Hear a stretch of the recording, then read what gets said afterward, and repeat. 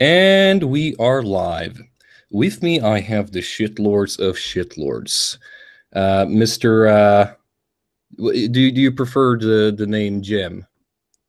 Oh yeah, Jim's fine. I've had a lot of different internet handles, but Jim has always been one I've gone by, so that's fine. It has sort of a very warm feeling to it too, like you're Jim. It's very welcoming. Yeah, it's very disarming. Yeah, I'm sorry to say, but internet aristocrat. It doesn't really roll off the tongue, does it? No, but it served its purpose, or at least originally it did when the channel was open. Pissed off a very certain demographic, which was what it was meant to do. So it worked in that regard. Oh yeah, oh yeah. No, I know that. Oh God, I love your series Tumblrisms. Fuck, did I have a good laugh? Oh yeah, that was fun to do. Tumblr is a shit show of a website, and there's quite a lot of different source material to kind of dig through. It's a really fertile hunting ground when you're looking for bizarre shit. Um, Kind of like a modern day DeviantArt, because DeviantArt kind of diminished in popularity and use. Dude, I once did an experiment. I wanted to see just how much fucking furry shit I could find on DeviantArt, and my God, I still have a trauma. Fucking hell. DeviantArt is fantastic for that kind of stuff. I mean, if you want to find like really fucked up teenagers that draw really bizarre fetish porn, DeviantArt is probably your best bet outside of like a really specialized place like Fur Affinity or something like that. Um, but for like the really crazy ass, long, rambling fucking rants about just any kind of subject matter you can imagine, Tumblr edges it out. I think maybe that's because it appeals more to a female demographic than a male demographic, but that's all speculation. Either way, you could pick either site and really have a good fucking time looking at the crazy motherfuckers that inhabit both of them. Yeah, but by the way, what was that website you mentioned for something? Fur Affinity. I've never That heard of it. is, it's like Fur Fag Central. If you want to see really disturbing shit, that's where you would go to find it. It's Okay. again, it's more specialized. You know, it's more specific to the subject matter. DeviantArt is kind of just a weird collection, a mishmash of just really terrible teenage art, which is Do, kind of the appeal. would you say that DeviantArt is sort of the equal to the gateway drug theory? No, DeviantArt places kind of weirdly in between other websites, other social media sites, because of kind of when it came into popularity and then what it got replaced by quickly afterwards. There are ways to fuck with people on DeviantArt, but it's yeah, it just kind of faded away. If you're looking for like a gateway, it'd be more like a Tumblr or something like that. And even then, I think Tumblr is slowly going to be replaced by whatever the next fucking flavor of the week is, as far as online websites go. Oh yeah, no, I've heard that mayonnaise is very popular these days. I've never fucking heard of that, but if it's some weird unique bullshit, I'm sure it will be. No, no, it's a gender nowadays. No shit. Actually, it started as a parody on this whole, I don't feel like my biological gender bullshit. But no, there are actually people who genuinely identify as mayonnaise. Well, I could see that. Everything that starts as a joke gets taken seriously eventually. I mean, fuck, if you look at the subreddit SRS, it starts as a goon joke to fuck with Redditors and get rid of certain subreddits they like to fuck with. And then it quickly turns into the real deal of people that actually believe the crazy shit they were saying as a joke is now the reality there. Tumblr, when it started out, was not the fucking safe space haven of the internet. It was a place that people posted pictures of tits and sexy cosplays and makeup and shit like that, and it kind of just morphed into something else. So usually what started as fun or started as a joke will eventually gain legs of its own and turn into some kind of weird fucking abomination of what it originally was making fun of. Well, to be fair though, isn't that true of most social media? um Modern social media, I don't know if you could say that like news groups and bulletin boards and that kind of stuff really fell prey to that, but I think that has more to do with the technical level of the people using it. I mean, really early internet, the people getting on then kind of had to figure out how the fuck to get on. You know what I mean? It's not like you can just buy a pre-made computer and download the program you need. I mean, you had to have some kind of a some kind of background knowledge to be able to work it the way you wanted to. You know what I mean? So I think the really early, if you could even call it social media, I don't know if it's really the same thing, but the early stuff, no. The modern stuff, yeah, most of it turns into an abomination.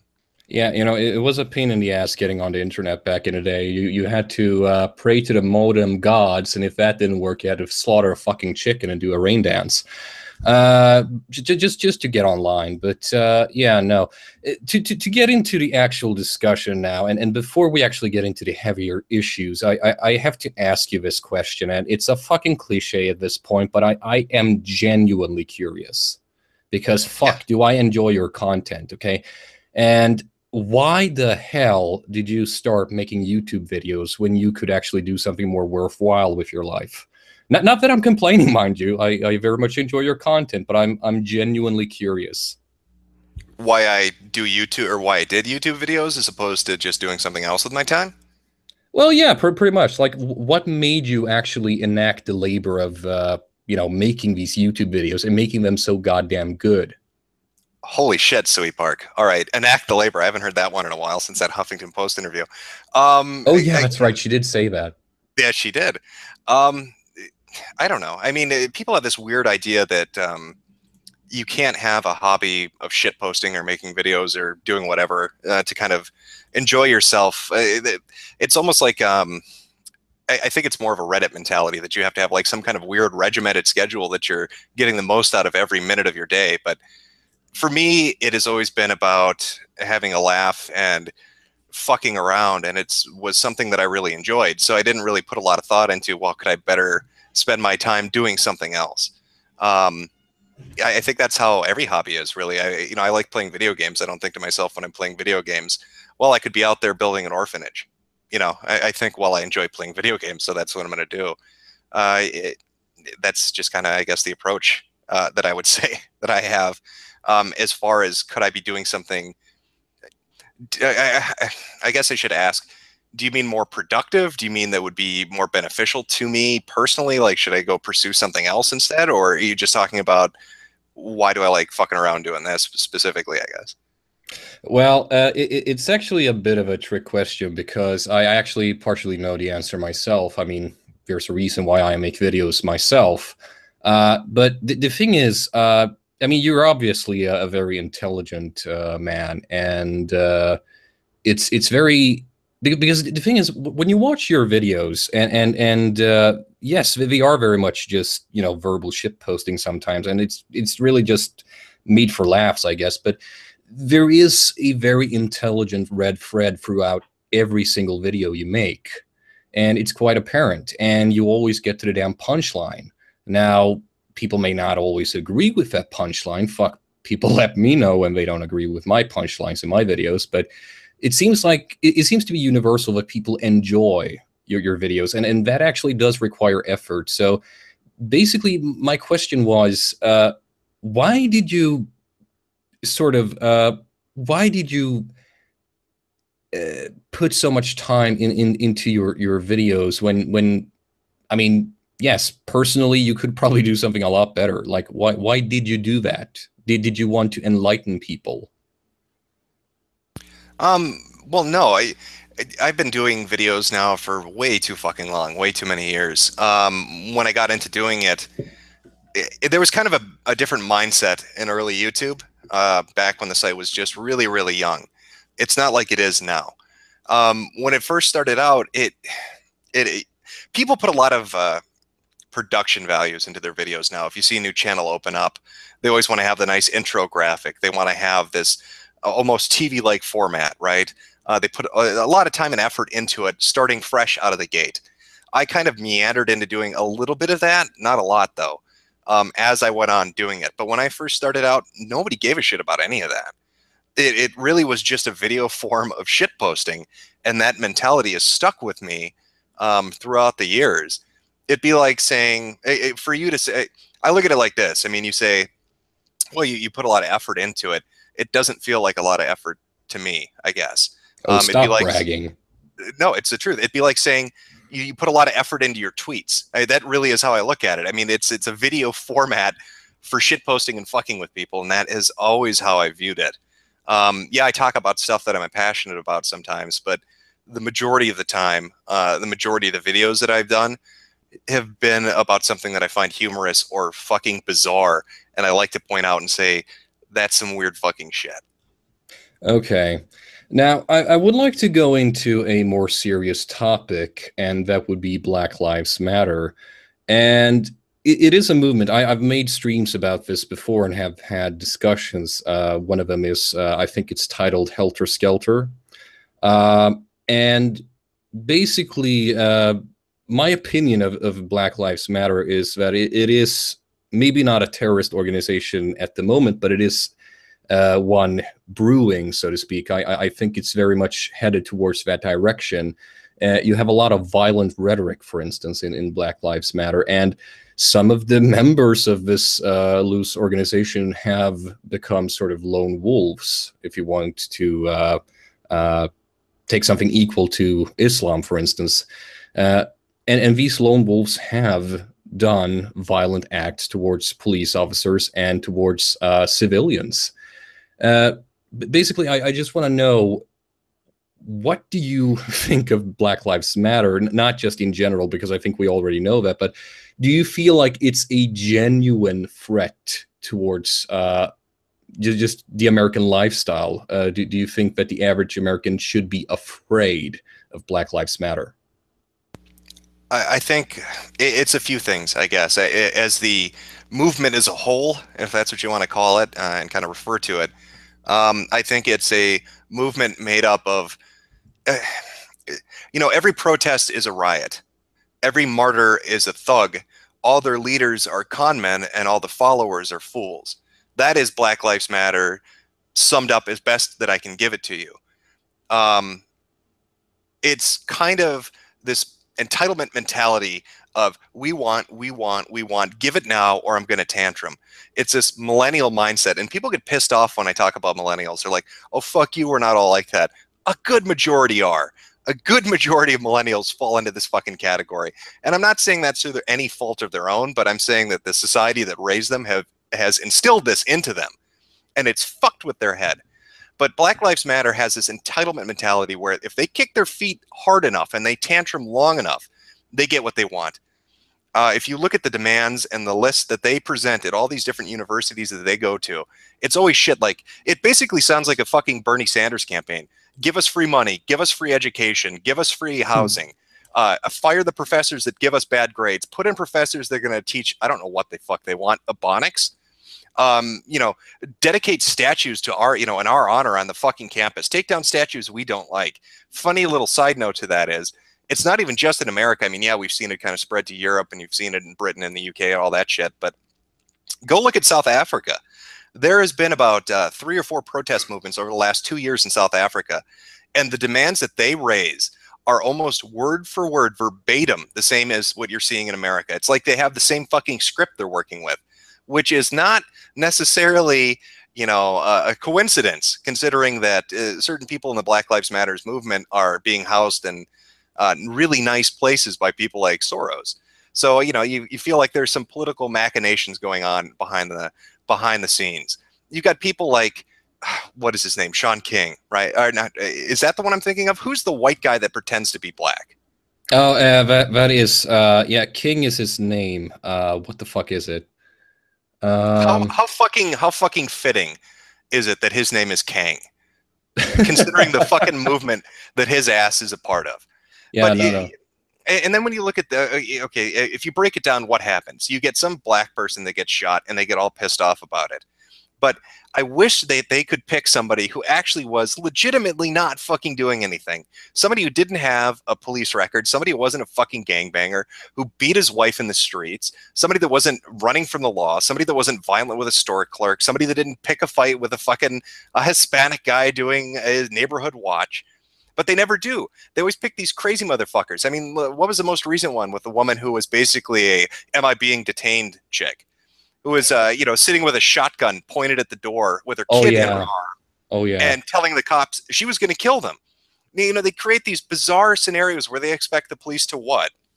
To gradually, to spend 48, 72 hours sitting down and telling her how pretty and smart she is, and that they're totally wrong and oppressive, and that she doesn't have to show up to court. That her boyfriend, who was resisting arrest and had all these other charges against him, and her with her resisting arrest charge and her traffic tickets, they don't need to go to court. They're black, they're special, they're entitled, and so they're not held to the same standard.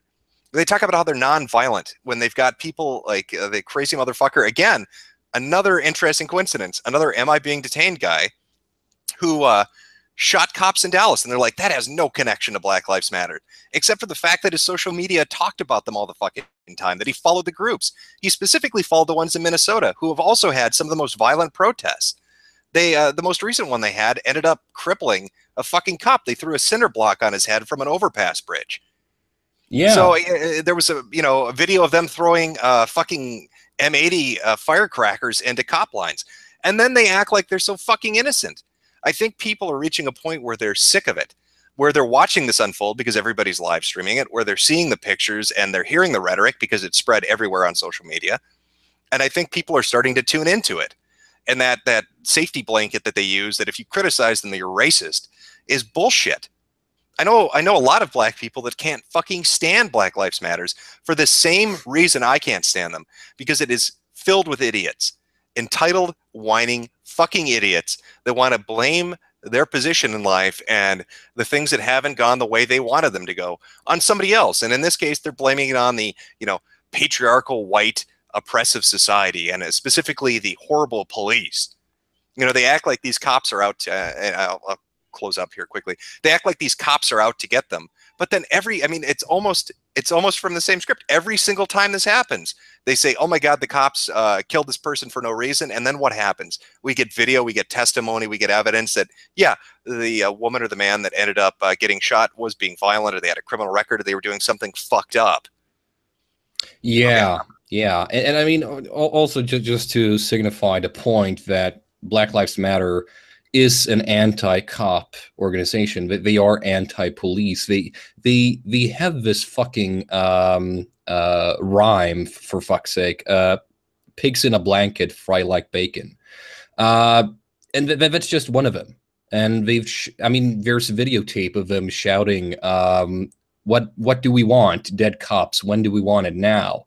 And that's just two examples. There are so many fucking examples of this group openly declaring a war on police, and the naivete, so to speak, of some of the members.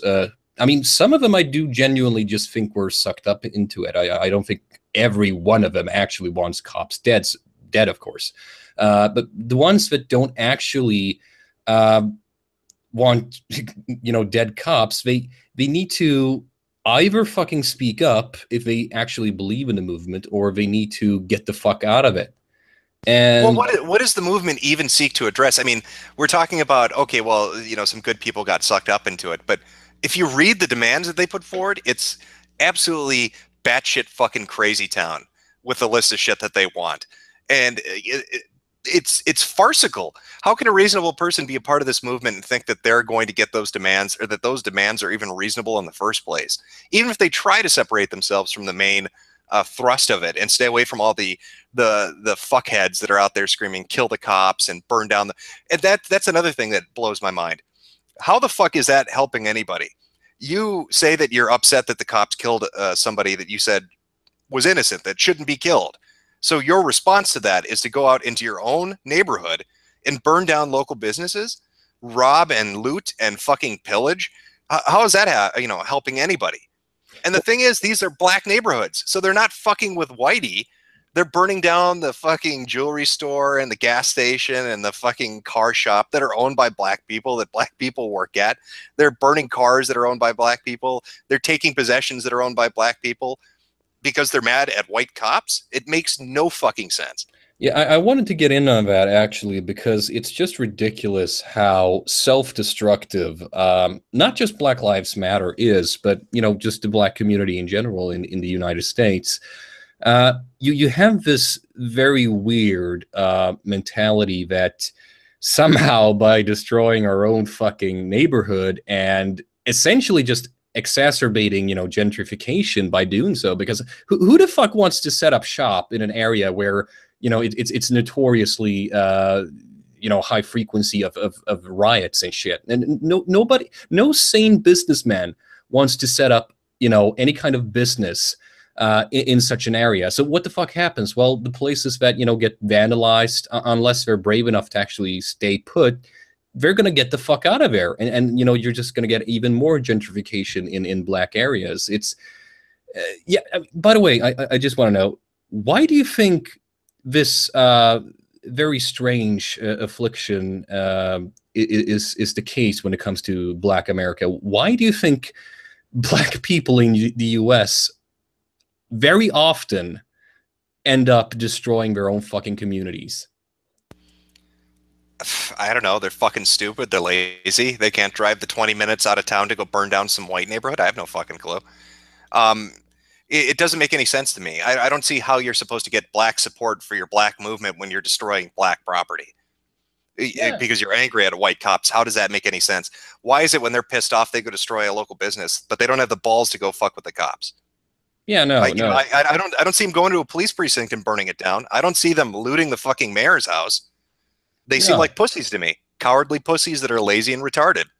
Yeah, and the worst thing of all is that I can't remember who it was now, but it was a member of the Black Lives Matter who I think tweeted this out. I think I saw this in a tweet, that it was brave of this man in Dallas. Yeah, I think it was Dallas who sniped and killed a bunch of police officers. Yeah, it's very brave to be at a safe distance, hidden, and just sniping people off. That makes you very brave. Yeah, sure. But yeah, no, there is definitely this, not just when it comes to rhetoric, but I mean, when you look into the kind of people that they idolize, like you mentioned before, it's usually thugs and just people who are con artists. But also there is this woman, again, I can't remember her name, but she actually fled to Cuba. She is one of the most wanted on FBI's list. Do you know her name? I've forgotten it. No, I'm not familiar. Yeah, no, but that's the kind of people that this organization idolizes. I think it's very obvious. And mind you, this is not something that you have to dig to find. Like, a simple Google search will give you these results. I think it's very much like you said earlier, that people, since information is very easily accessible these days, I think the reason that so many people are so vehemently against Black Lives Matter, and most Black people too, is because even though the media tries to hide their violent side, you can't really hide much on the internet. It just is impossible. People are going to get access to it. Do you think that, yeah, we might as well get into another topic. Do you think that the internet has helped the fight against radical ideologies, or do you think it has only exacerbated their growth? I think the internet is a tool that places the onus on the individual.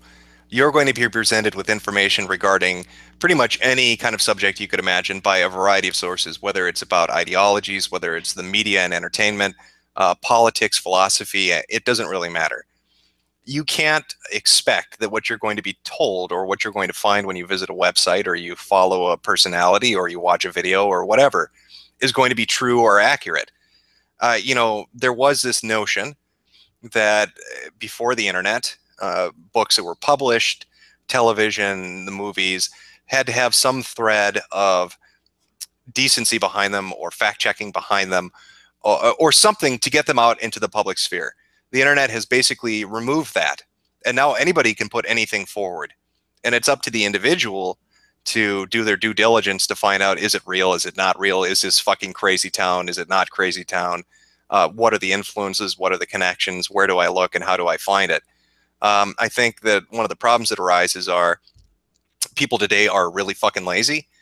They don't check anything. They'll believe anything at first glance. And they get sucked up rather easily into pretty much anything you want to put forward. I mean, Sam Hyde is a mass murdering serial killer who hacked Leslie Jones' account. We all know that. It's factually confirmed. So, you know, that's the situation you're running into, I think, with the modern internet. Yeah, I've noticed. I mean, I know how to do this because I am in a STEM field, and you learn this stuff. I know how to do proper fucking research when it comes to things. But I've noticed, and it's fucking horrifying, really. A lot of people in my generation, they just do not know how to do proper research. They honestly think that I fucking love science is a reputable source, you know? And yeah, how do you think one could improve this, though? Do you have any idea for solutions when it comes to this? Um, there are no solutions. We're fucked. People are stupid. That's the reality. People are really fucking stupid and people are really fucking lazy.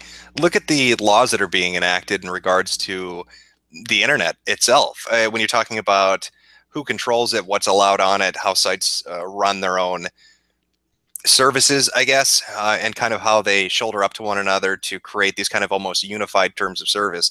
They're all kind of blind. People are mostly apathetic to what's sort of going on right now, whether it's legislation or just internal business logic, I guess. There is no salvation. There's no salvaging it. People are fucking stupid, and the ship is going to run aground. You might as well enjoy it while you can and have a good laugh while you can, because it's not going to be like that for much longer. That's my view on it. It's the problem will be solved in the worst way possible by the people you don't want solving it. That's the answer. Well, if I may ask, who are those people? You're going to talk about international business interests that are looking to secure their trademarks and copyrights, so they're going to make sure that you can't put up certain content on sites like YouTube. You're going to talk about groups like Google and Twitter and Facebook that are working with the European Union. I mean, here's one thing most people aren't aware of. When you look at the change, kind of the about face that happened, or the radical shift, even though it was kind of already there, but the really radical shift that happened on Facebook or Twitter or Google in regards to YouTube. Most people don't know that there is a connection to the European Union. It does have something to do with hate speech and legislation that's coming from places like Germany, and that they agreed to implement these new terms of service in regards to that. You have these politicians and international business interests that are basically shaping how the internet is going to be.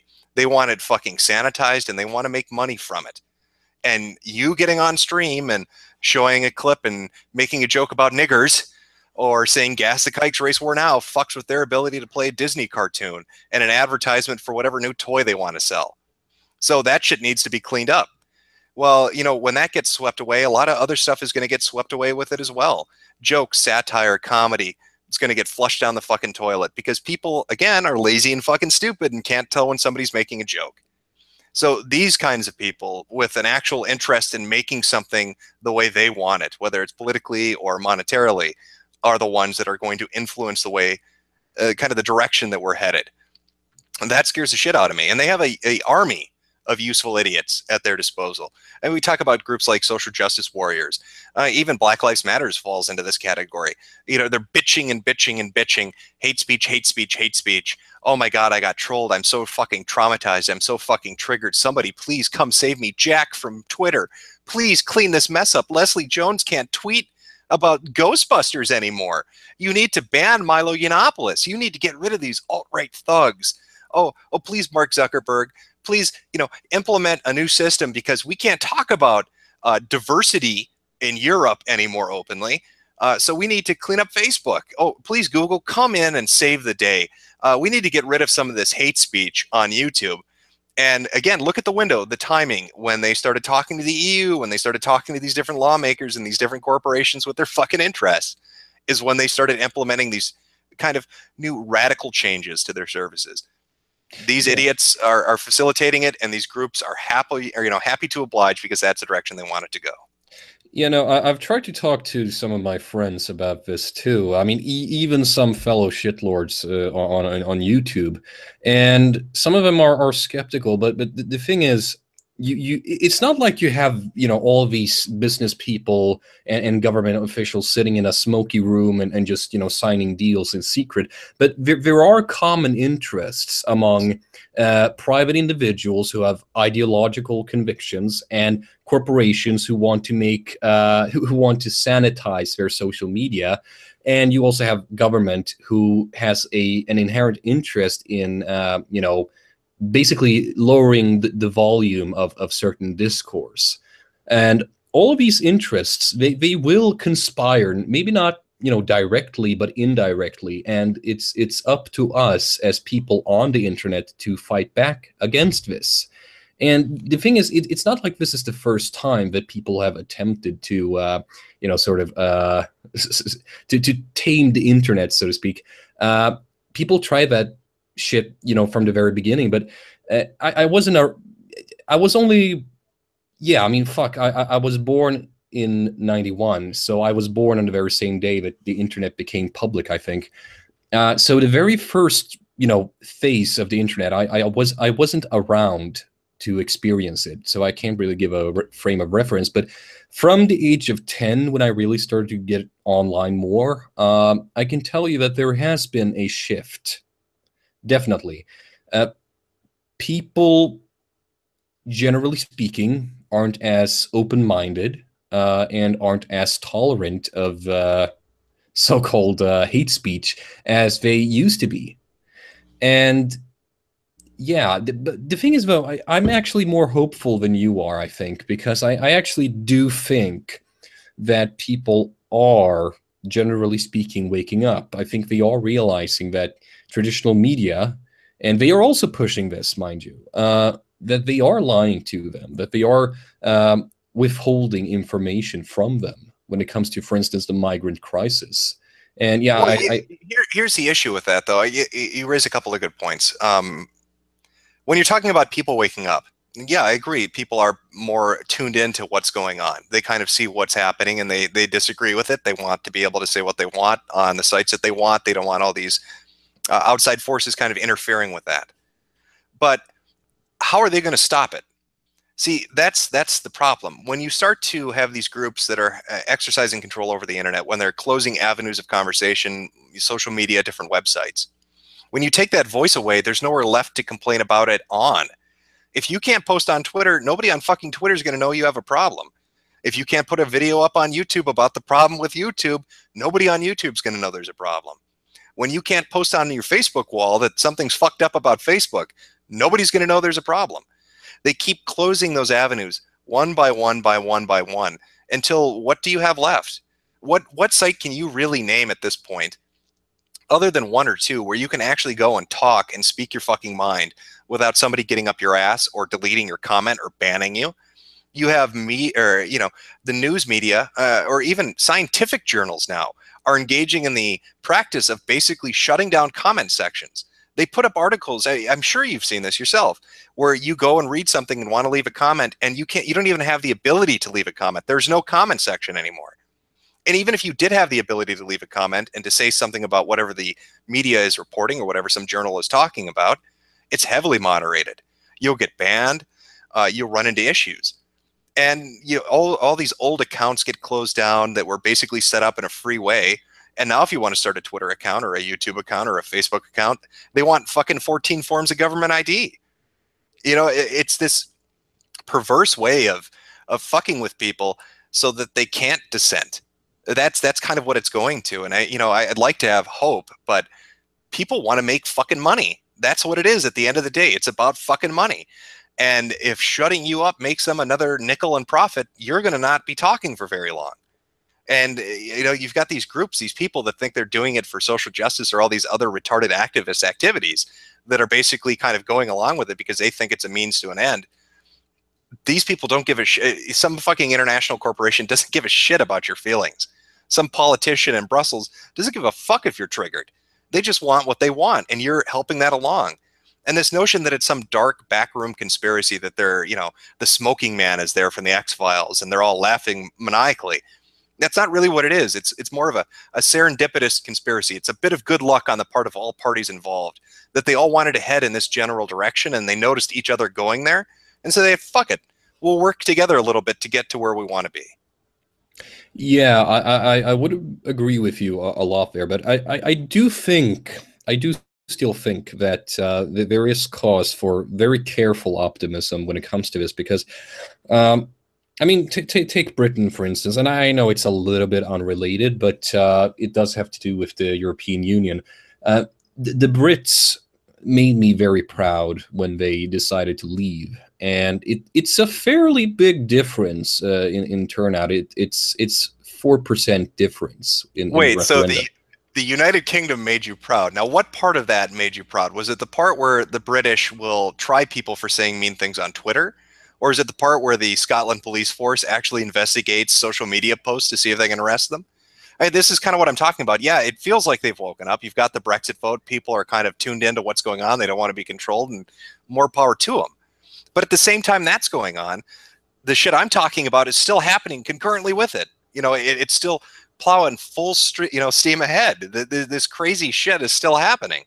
No, I agree with you. And when it comes to the Scotland Yard, I mean, fuck, I know some people in Britain, and they've told me that there have been events in Scotland, for instance, where the cops will actually come knocking on your door just because of a fucking Twitter comment. Yeah, I had some guy argue with me on Twitter. I swear to God, this guy followed me, and I have no fucking idea why. He actually argued. He got upset when I told Scotland Yard or whatever police force it was that had made this tweet to go fuck themselves. He got upset with me and said, "You can't say that. It basically hate speech, and you're going to get arrested for saying that." I'm like, "What the fuck are you talking about?" In Freedom Land, here in America at least, while it lasts, I can say whatever the fuck I feel like saying. I don't care if their feelings are hurt. Fuck them for investigating tweets because somebody got offended. What a ridiculous waste of money. But yet this guy was adamant about it. And when you read the shit that he was into, you would think he would be aware of why what he's saying is so retarded, but he wasn't. Yeah, I have no fucking hope for the future, man. I think it's dark days ahead with this shit that's going on. I like the internet. I like being able to shitpost. I like the fucking free-form anarchy that exists with people being able to say kind of whatever they want and having a laugh at this ridiculous, absurd, farcical shit. And I don't want to see it sanitized, but that's the direction it really is headed. You basically had an internet that was geeks, nerds were using, so nobody fucked with it. And then there was this intermediate period where some people started using it, and it was kind of this fun, almost, God, I don't know, secret clubhouse mentality for a while. Then AOL came on, you got more normal users coming in, and it was still kind of like that. But now everybody's on the internet. And once all these fucking mainstream people come onto the internet, they just don't get that. They just want all the bad stuff removed. They want to see their Disney cartoons, and they want to fucking see the adverts without somebody screaming nigger, nigger, nigger right below it. Cat videos. Cat videos. They want to watch fucking cats play the piano. They find that shit hysteria. They want to go on Reddit and read about the newest memes. Oh, that's some hot shit grandma told them about on Facebook. That's what they want. Get that mean stuff out of here. Oh yeah, no. But the worst country by far, though, is probably Germany, because yeah, I mean, of course, you're familiar with Crowd and Tea. Germany's a shithole. I'm aware of a lot of things in Germany. Germany is overrun with tan Germans, but nobody talks about it because you'll get arrested. Because there's now German law regarding illegal opinions. That blows my mind that actually made it into a fucking news article. That people were getting arrested for having illegal opinions. What the fuck is that? I mean, people knew kind of ahead of time that Germany was really uptight. Like, you couldn't say certain things regarding the Holocaust or Jews without getting thrown in prison. But now it's illegal opinions. These are, as they describe it, far-right illegal opinions. There was a police raid from 20 different fucking precincts investigating people that held legal opinions in Germany. I feel like Europe is a madhouse. Europe as a whole is a fucking madhouse. And Germany is like the epicenter. It's that cell with the guy that eats his own shit. That's what Germany is in that madhouse. Yeah, and the thing is, I actually watched this documentary by the fat cuckold Michael Moore, his latest documentary, and yeah, I actually do watch his documentaries. So some of them I think are very good. The latest one though is just absolute fucking cancer because of the fucking lies. But in that documentary, he showcases how it is in Germany, and I swear to fucking God, they have on the sidewalks in Germany in certain cities inscriptions of quotes by Jews during the Holocaust. You know, so Germans in those cities are quite literally every fucking day reminded that, hey, you belong to the same race that fucking killed so-called subhumans, you know, fucking 70 years ago. I mean, this is actually a thing in Germany. So I think that the reason that Germany is the worst country by far when it comes to thought crime is because of the fucking guilt. Well, yeah, there's a whole host of reasons for why Germany ended up like it did, but the way it is right now, with the leadership that it has and the laws that are on the book and kind of the direction that it's going, seems fucking insane to me. I would hate to be a German, um, because like you've got to be looking over your fucking shoulder every time you talk about something.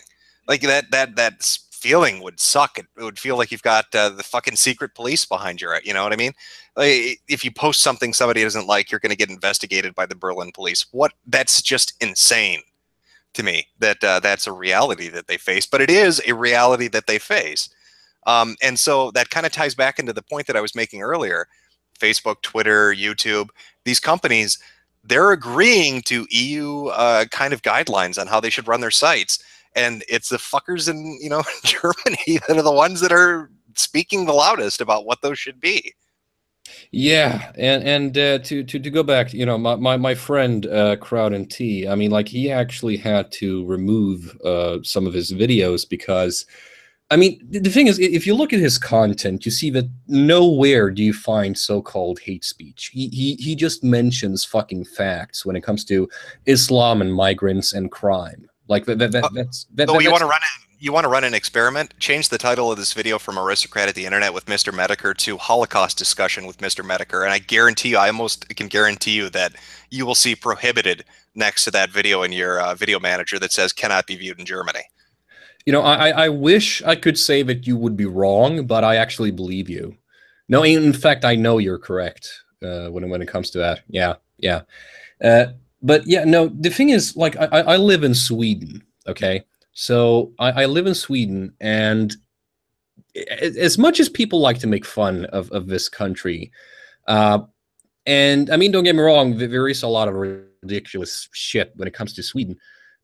The thing is, though, you don't really have this phenomenon of cops, you know, knocking on people's doors and questioning about tweets. I mean, as so-called cuckolded as Swedes are, at least we don't restrict people's, you know, freedom of speech the same way that Germany does. Well, see, And it was my understanding that Sweden, you know, isn't as policed as a place like Germany would be because the majority of Swedes are too busy prepping the bowl to really talk shit on Twitter. Is that right? no, no, no. The thing is, I would actually say that Sweden is probably the country that is the closest to the US at the moment in protecting free speech. There is no such thing as thought crime here, and that's something that I want people to know because, I mean, my fucking God, don't get me wrong, there's a lot of shit here. There's a lot of fucking cancer here. You have fucking so-called gender neutral daycares that are actually, you know, popular when it comes to the bigger cities like Stockholm and even in fucking Gothenburg. But for the most part, the cops will not actually bother you if you criticize fucking Islam or anything else on Facebook. It just doesn't really happen here.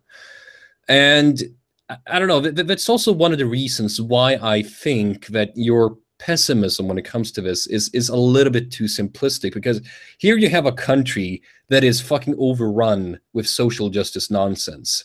You know, when it comes to universities, for instance, and I go to a fucking university here, it's probably worse than it is in Germany. But the thing is, though, at the same time, you have this condition where even though there is this social pressure to be, you know, politically correct, the legal system won't actually fuck with you. Nothing is going to happen to you if you simply just say on Facebook, I don't think we should take in as many fucking, refugees as we are. We're full. Please go somewhere else. Nobody's going to knock on your door like they will in Germany. And I just want your thought, not that you know much about Sweden, but why do you think that is? Well, a couple of things. One, I think you're kind of misconstruing things here. I don't think it's the social justice kind of vector that's going to get the internet censored. I think they're useful idiots. They're loud and they provide a justification for the people that are going to push for that. I think, again, it's really politics, specific groups of politicians, and I think it's, sorry, international businesses, different, monetary interests.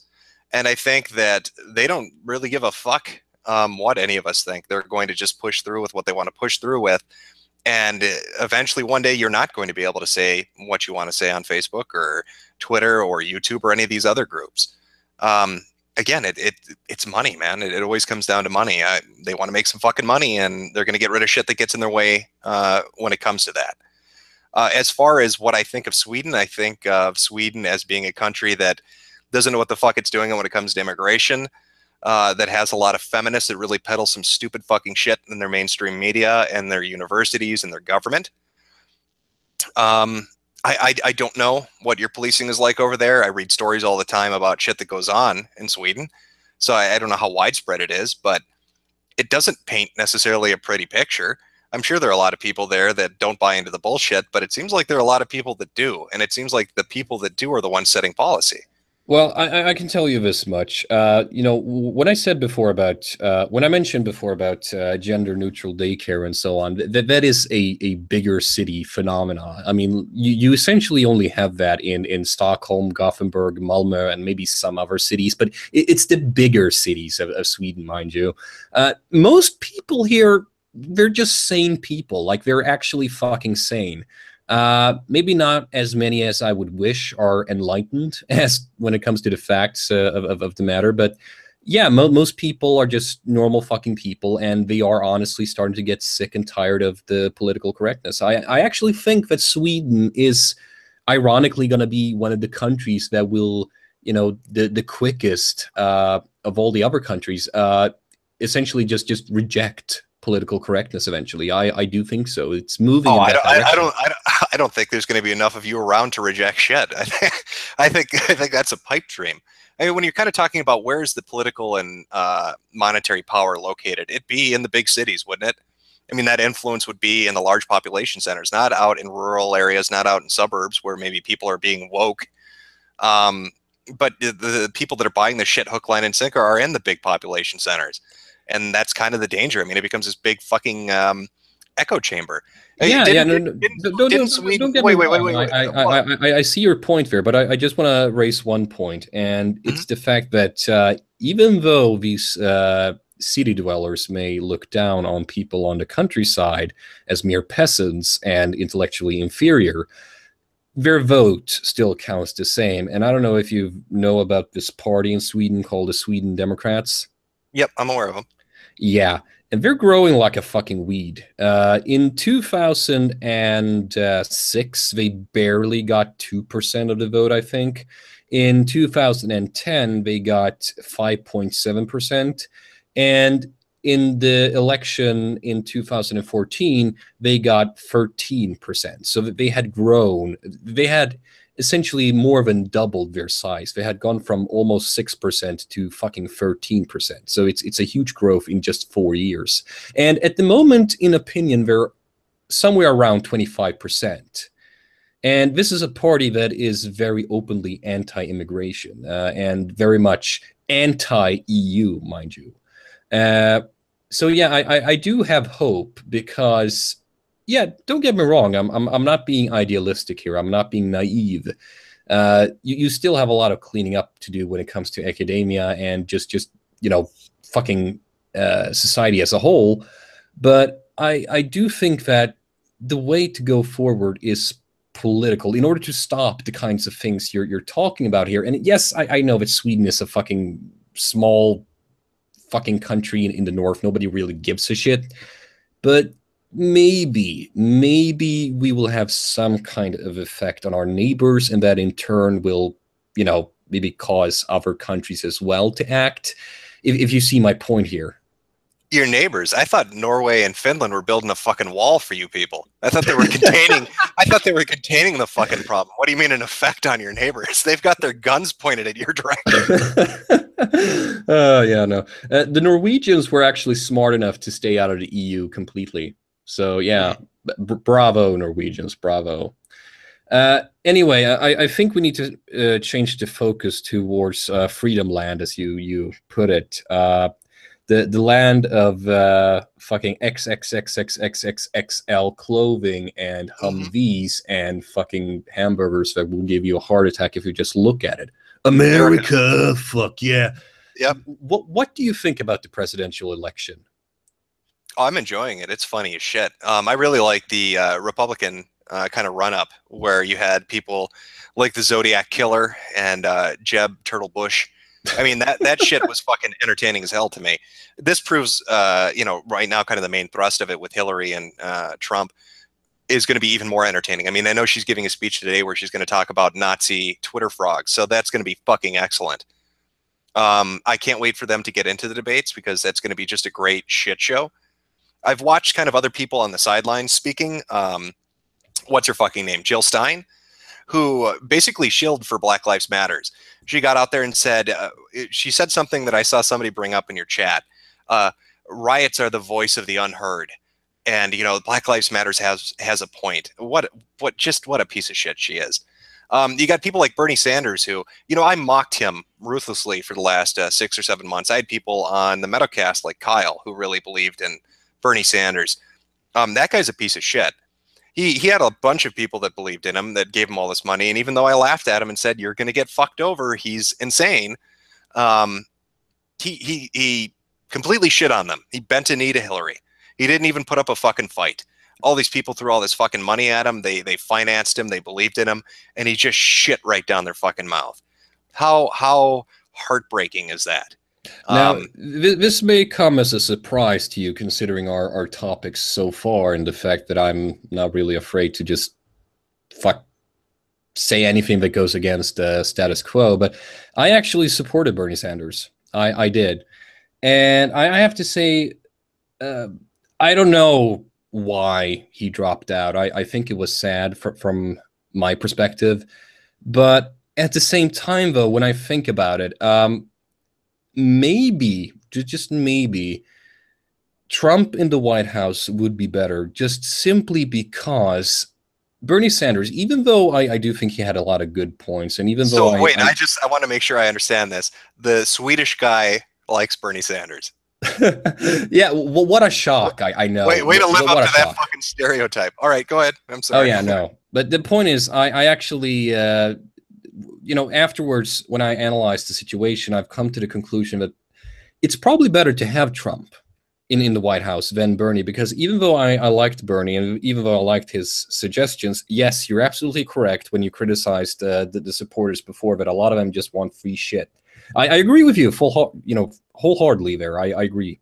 But the reason that I think that Trump is actually better is because Sanders had one major fucking weakness. Now, you may think that he has several, but I can agree with you that he has one major weakness. He has what's the weakness? Okay, he has a huge soft spot for so-called social issues. And even though I liked his policies for the most part, except for the fucking wage gap, minimum wage. I mean, fuck, is that stupid? You can't have the government change the fucking minimum wage. It has to happen naturally. There's a balance to the fucking economy. I think Bernie Sanders needs to read a fucking book on economy. But anyway, I'm being sidetracked here. The reason Trump would be good, I think, is he just doesn't give a fuck. You call him a sexist, he doesn't give a fuck. You call him a racist, he doesn't give a fuck. He doesn't play to any kind of agenda, except for Trump. Trump cares about Trump. And even though there's a lot that I actually don't like about him, I actually think that makes him the best candidate at the moment, because yeah, he's gonna get shit done, or at least try to. Well, I mean, shit, when it comes to Sanders, you said he has a huge soft spot. I would say that's where the fucking brain trauma took place. I mean, the man is fucking retarded. I don't think his policies were sound to begin with. But what really upsets me about Sanders in particular is people actually believed in him. They really legitimately believed in him. He was, you know, a fucking 19th degree hyper-dimensional chess player. And he knows what he's fucking doing, right? Sanders has the plan. He's going to save America. Let's give him all our money. Let's take out 5 fucking mortgages on our house to finance his campaign. And then he gets to the convention and everybody's like, he's going to fight. He's going to fight. And WikiLeaks comes out with all this DNC shit that was going on with Debbie Wasserman Schultz or whatever her name is. And he doesn't do anything. I just, God, talk about the death of a dream if you were a Bernie Sanders supporter, to see him just fucking wither in front of you after all his tough talk and taking all that fucking money. And what's the most recent story you saw about Bernie Sanders? Bought a $600,000 fucking summer home, which is what, his fourth? So, you know, he's just a fucking piece of shit, in my opinion, when it comes to Bernie Sanders. As far as Trump, you know, I've said this consistently for 9 or 10 months now. I'm not voting for him. I find him charming. I love that he goes out there and says whatever the fuck he wants to say. But his policies in regards to certain things with national security and when we're talking about stuff like the PRISM program don't align with what I believe in. I sure as shit don't, you know, believe in Hillary Clinton. She's got a whole fucking laundry list of shit that makes me not trust her. Not the least of which to mention a barbell executions. But you know, I don't know. I kind of hope Trump wins, but I don't know if he can even right the ship. I really don't know if he'll be able to fight the crap that's going on in Washington. I don't know if he would get overwhelmed by it. And it feels so fucking rigged. It feels so helpless. It feels like Hillary has got everything kind of aligned on her side. She's got the mainstream media to kind of push the story she wants. She's got backing from different financial groups, different international interests like the Saudis and all these other fuckers. I don't know, man. I don't know how you can look at everything or anything really with any fucking hint of optimism when it comes to the future, be it the internet or politics or anything really. It just feels like we're just slowly marching towards the ultimate shit show, and we're completely helpless. There's nothing we can do to stop it. Yeah, no, I see your point, and like you said before about Bernie, you know, just watching him essentially just taking the money and running.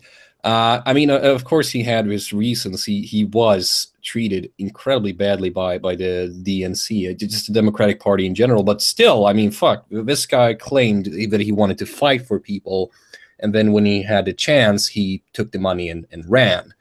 And yeah, I did lose respect for him, and I am very much just angry at him, to be honest. But yeah, the thing is, when it comes to Hillary, and I don't know how much of this you want to get into, because maybe this stream will be mysteriously cut if we get into this. But yeah, 46 people who have been involved with the Clinton family have mysteriously ended up dead during 3 decades. I mean, just think about this statistically. What the fuck are the chances that 46 people who have all been involved in investigations against the Clintons have ended up dead? I have no idea what the math would be on that, but yeah, it's very mysterious, isn't it? Can you kind of see why Assange is real hesitant to talk about his fucking sources when it comes to the DNC shit? He doesn't want somebody, you know, tripping onto a bullet. Yeah, it's kind of surreal. It's fucking bizarre. A lot of things with Hillary are kind of surreal and bizarre, to be honest with you. You know, the questions of her health when it comes to the election, kind of some of her mannerisms and behavior. Not, you know, and I don't agree with all of them being symptomatic of some kind of an illness. I think some of it's just her fucking around, you know, some kind of an awkward sense of humor. But there is cause for concern in regards to her health. There are some issues that I think are legitimately raised.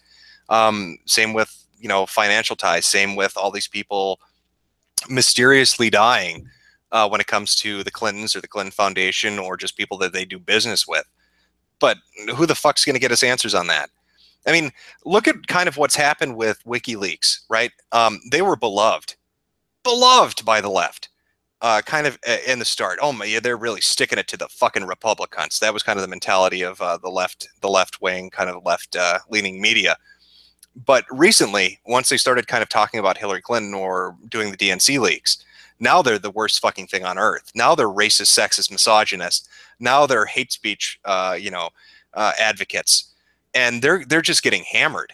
And that's one of the small kind of groups that'll go out there and say, yeah, we've got this information. Yeah, we're going to put this information out. It's been vetted. It's been verified. We're not just fabricating it. But they're getting fucking shit on. I mean, look at Assange's interview with Bill Maher. Maher tried going after him. He did it in that comic sort of way, that Jon Stewart, Bill Maher, they have this kind of a approach to wanting to shit on somebody, but they do it in a very subtle way that doesn't make I would it look just like like to correct you there because, a comedian is actually supposed to be funny. yeah, what I'm saying is the comedy is a mask for what they're trying to really get at. And Yes. yeah, and what you're seeing with people like, Stewart and Maher, Colbert, because they're really good at their craft. They can do it when they want to. And specifically in regards to Maher, was kind of this subtle nudging at Assange to try to implicate him for being, this shit heel. Where I don't think if this had been about the RNC or if this had been 5 or 6 years ago, that would have happened. Yes. And yeah, no, WikiLeaks is whatever Miss Clinton wants it to be. That's what people need to realize. And the thing about Miss Clinton, I also want your opinion on this. It's one of those controversial topics. Again, not quite as controversial as her actually, having hitmen killing people, but it's about her health. And the thing is, I'm actually an educated nurse. I could work as a nurse if I wanted to. I've read basic medicine, and I have to say I didn't think about it at first, but the way she behaves, the way she bobs her head, the attacks she has, the forgetfulness, the weakness in the limbs, the fact that she has to sit down every fucking 5 minutes, and she's constantly, dehydrated, it seems. Those are signs of some kind of neurological disorder. You cannot get away from this. And I'm not saying that she has some kind of neurological disorder, but I just want to point it out. She does show the symptoms of it. Do you think there's anything to it? Well, I'm not a fucking nurse or a doctor, so I couldn't tell you. My personal opinion wouldn't matter. I'm not educated on it, but it does present itself as weird. I've seen people talk about it that seem to somewhat know what they're talking about. I mean, you had what was the investment guy's name? Martin Shrekky, whatever the fuck it is. Talk about how he worked to make the most profit he could. That was the guy that took, what was it, the AIDS drugs and made it 4 billion times the cost of what it should be. But he talked about how she kind of had Parkinson's-like symptoms. And, it sounded good. But again, I'm a layman. I don't fucking know. I do know, though, that she comes off as really fucking weird. And she's had some bizarre tics and mannerisms that make you go, is there something there? She hasn't really had a lot of public appearances. She hasn't done a lot of speaking tours. She coughs a lot, and that seems to be a consistent theme. She's had falling incidents where she got a concussion, in 2012? Yeah. It feels like, based on that and just watching her kind of operate and how she's kind of stepped away. I mean, she's running for president. She should be out doing fucking speeches every day and on press circuits every day, and she's not really. It just feels like there's something there. It really does to me. But again, that's a gut feeling. I couldn't give you like a solid, well, I've got a doctorate in neuroscience, so this is what's going on. I have no clue in that regard. No, no, and neither do I. I mean, I just want to point out that I am an educated nurse, and I've worked with people who show the exact same symptoms as she is displaying, actually. And I mean, I can just tell you, it looks very familiar from what I've personally experienced and what I've read about. Now, of course, I'm not a fucking doctor. I'm not pretending to be. I'm just putting out a hypothetical here. I mean, this woman may not just be cold-blooded, as we already know, but she may actually be ill, and I just want people to question themselves, like, do they actually want to vote for someone who may very well die while they're at the presidency? And Yeah, I think that's another nail in the coffin of Clinton, actually.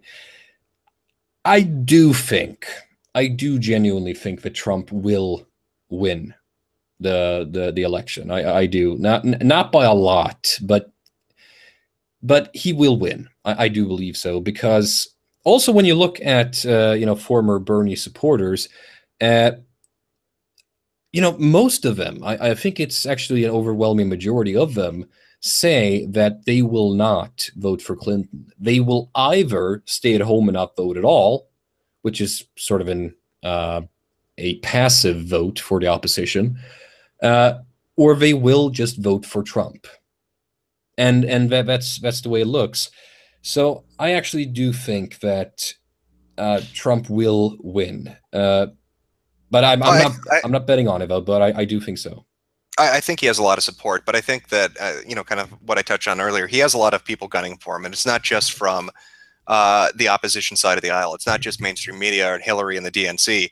He's got a lot of people behind him that are trying to stab him in the back. You've got people like Mitt Romney. You've got people like Saltradamus, fucking Bill Kristol, who has made it his almost life mission for the last 8 months to try to take Trump down. I mean, he went to this big meeting with all these billionaires and business interests and people in the GOP to talk about how can we fuck Trump over. Oh yeah, I remember that. Yeah. So, I mean, you've got this pull from the left, you've got this pull from the right. They're trying to shit on him as hard as they can. But Trump's got a very loyal support base. He's got a lot of fucking people that are really, really pushing him. And the thing that I think gives Trump a bit of an edge is the people that support Trump have a better fucking sense of humor than the people that support Hillary. Oh yeah, that's true. Comedy is a big fucking weapon. Being able to make people laugh and have a good time is a big fucking weapon. And a lot of Trump supporters have that kind of going for them. Some of the best shit posting you'll see on social media sites come from Trump supporters. That gets attention, that gets laughs, it gets people kind of paying a little more attention than they would have. Trump gets up there and he says things that resonate with people. I mean, nobody likes being under this fucking um, almost suffocating blanket of political correctness. They like being able to hear somebody just fucking say something. And even if some of the stuff that he says is stupid on occasion, they fucking like it because it feels natural. It feels like an actual honest to God person getting up there and speaking their mind. It doesn't feel like this bullshit, polished, rehearsed, politically correct speech that's going to hit all the right demographics and all the right numbers.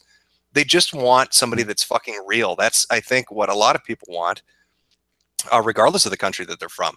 But a lot of Trump supporters, they tuned into that, and he resonates with people because of that.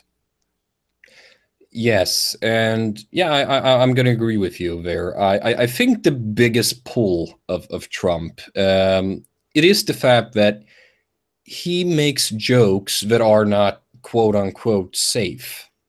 You know, he Yeah. dares to mention things like, I mean, it's true when he mentions that when Mexico sends their people, they're not sending their best. It's true. It's fucking true. Uh, he does mention that. Yeah, I think he has publicly denounced the wage gap myth. I think there's actually this video where a woman, obviously a Democrat, or I'm sorry, I pronounced it wrong. It's demo cunt, who actually asked him live, if I elect you, will I make as much as a man? And he just responded in the most perfect way possible. You will make as much when you do as good of a job, you know.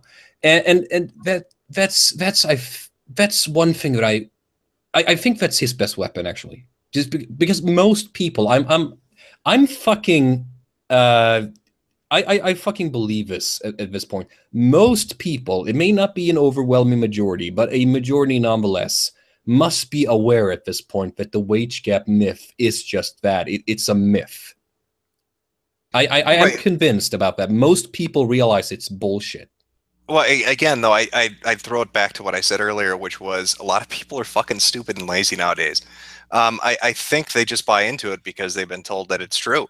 And I think when they hear Trump bring up an argument for merit, which is what he was doing when he said, if you do as good a job, you'll get as much money, they see it as sexist. They see it like, oh my God, he's not saying work hard and make money. He's saying, well, obviously a woman doesn't work as hard as a man, so she could never make the money. It's some kind of Machiavellian turn of phrase that he's using to not say something, but I know what he's really saying, and it's sexist bullshit. People are fucking dumb. I can't reiterate that enough. Yeah. And so, that things like the wage gap myth, rape statistics on university campuses, crime rates, a lot of this shit comes down to people just not looking. They don't accept that the onus is on them, so they just take whatever they're given at face value. And if it comes from a friendly source they like, they believe it. Yeah, I very much agree with you there. Actually, when it comes to my generation in general, I don't know how old you are. Oh, I'm not going to tell you. Go on. Oh, okay. Fuck it then. But yeah, I'm in my mid 20s, and I just have to say, when I look at my generation, I mean, it's sad. It's really fucking sad. You have a bunch of people who honestly spend more time looking into their fucking phones than into the eyes of other people. I genuinely believe that this generation that I'm part of doesn't know how to fucking socialize. I mean, do you think that's actually part of it? Do you think that a lot of the problems we have also stems from the fact that people just don't know how to talk to each other anymore? I think sociology stuff is fag shit. But yeah, I think when you're talking about people's ability to socialize with each other, what you're seeing is kind of almost like a, not even meta, like an omniculture. People can get this feedback that they want. And to do that, they ignore their local community. So basically what you have is this weird kind of situation where you've got a person that has an opinion or belief or an interest, and nobody in their community has that belief, interest. They don't hold that ideology. So instead of learning to kind of interface with the people around them, they just seek out that exact same opinion on the internet. And it becomes this replacement for their local community. It comes this kind of replacement for that basic neighborly interaction with other fucking people that you live around. I think people today are very socially awkward, and I think social media has helped that along, because you can seek out anybody that agrees with you, and you never have to hear an opinion you don't like. And it's made them fucking weird people to interact with in the real world. How bizarre is it that you can walk down a street and everybody's on their fucking phone, or they're playing Pokemon Go and shit? Nobody smiles at each other. Nobody fucking waves at each other. People don't talk anymore. They sit there like fucking zombies, afraid of each other. Like, oh, I don't want to talk to that guy on the bus. Who knows who he is? I'm just going to log on to Twitter and talk to somebody else. It's just a weird fucking situation, and I'm sure different groups would that do study it fucking love it, because it gives them something to do with their day. Sociologists and even maybe some psychologists. Yeah, the thing is, I went to theater school actually when I was 15. So did you get your nursing degree from theater school? No, no, no. Listen, I went to theater school when I was 15, and I graduated when I was 18. And then I was unemployed for a long while because, as you might have guessed, hey, you don't get too many fucking jobs with, with that kind of education. Wait. So you can actually say to a fucking patient that you're not a real doctor, but you play one on TV. And no, that would no, be a listen. legitimate statement. No. Trust me, it's not that bad. I mean, if I could, I get away with it. Sure, I would impersonate. Fuck, the pay is a lot better than being just a partial time actor. But no, after I had graduated, I was unemployed for over a year, and then I took this course to become a nurse. And after let's see. Wait, you're fucking with me? You're reading from like a comedy skit. So you're telling me that after you went to theater school, you were unemployed for a year? Yeah, it's hard to believe. I know. It's shocking. It's tearing my worldview apart. Yeah, okay. I know. I mean, you should totally just be able to get a job as a fucking, I don't know, a fucking, a president of a company with that kind of education. It's fucking high caliber. Who knew? Who knew? Yeah, it's crazy. Yeah. It's crazy. I know. But anyway, then I educated myself to become a nurse, and then I've worked as a fucking nurse, personal assistant, pupil assistant, home assistant, a lot of those kinds of jobs. And then I eventually started studying. So now I'm studying chemistry at a university. But yeah, that's actually one thing that pisses me the fuck off when it comes to my generation. And you have all these fucking entitled millennials who, well, if they're my age, maybe they're not actually millennials, but 90s kids at least, who are so fucking entitled. They sort of think that jobs just sort of grow on trees. And then I ask them, like, okay, what the fuck is your education? And I mean, I get two types of answer. Either that they haven't, gone to any real education at all. They just, graduated from high school and then they just expected to get a job. Or they have something, fucking, useless like fucking gender studies or some other fucking useless degree. Uh, and then it's like, well, what the fuck did you expect? I mean, really, what kind of job do you think you can get in today's job market with that kind of low caliber education? I mean, really, Right. Well, I mean, the joke used to be it was English and lit majors that were fucked when it came to getting jobs, like, kind of pre-internet. Yeah, people get degrees now that don't really get them any work, or when they get into the workforce. I mean, there have been a couple of news stories that I read regarding millennials kind of coming out of college and into the workforce that face the reality of what a job is like and don't like it. A lot of bosses say that they don't like working with that specific age range because they show up late the most, they want the most money, they want the most vacation days, they want promotions the quickest. It's that kind of participation trophy award mentality that I am special and I am unique and I should be catered to, when you're walking into a job force that doesn't really give a fuck who you are. They just want you to make the fucking cogs. And if you don't make them fast enough, they're going to fire your ass. So it's kind of this weird, almost hysterical post-college period that people are going through where, oh my God, my gender's degree study or my gender studies degree isn't getting me a 5-figure job, a 6-figure job, a 7-figure job. Who fucking knew? Well, of course their parents knew when they begged them to get something that was going to actually put them ahead in life. Yeah, that's just that's my thought on it, I guess. I like that you went to theater school and then you couldn't get a job afterwards. yeah, no, I mean, don't get me wrong. I knew full well that I was probably not going to get a fucking job. Essentially, I haven't had the best experience with the educational system. Let me put it that way. And I was just fucking sick of it. I just wanted to do something that was fun for 3 years. And I knew full well that I was probably not going to get a job. I would probably have to educate myself to become something else. But I just wanted that time to just do something that actually made me happy, if you know what I mean.